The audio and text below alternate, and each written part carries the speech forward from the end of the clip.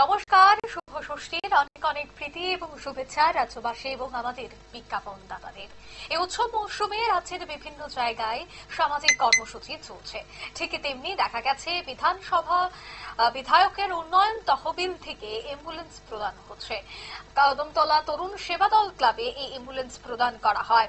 বিধায়ক তহবিল থেকে এলাকায় উন্নয়নের জন্য এই তরুণ সেবা দল ক্লাবে অ্যাম্বুলেন্স প্রদান করলেন এলাকার বিধায়ক ইসলাম উদ্দিন।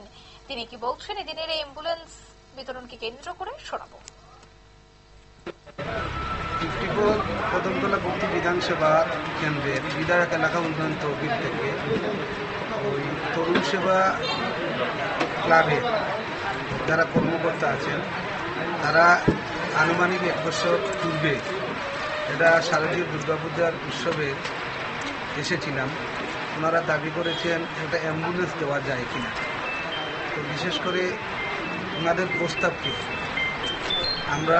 আমি গ্রহণ করে বিধায়ক এলাকা উন্নয়ন তহবিল থেকে একটা অ্যাম্বুলেন্স প্রদান করি। আজকে তার শুভ উদ্বোধন হয়।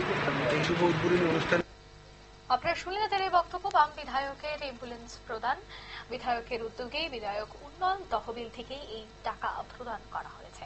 নিয়ে নিচ্ছি ছোট্ট একটি বিজ্ঞাপন বিরতি, সঙ্গে থাকুন।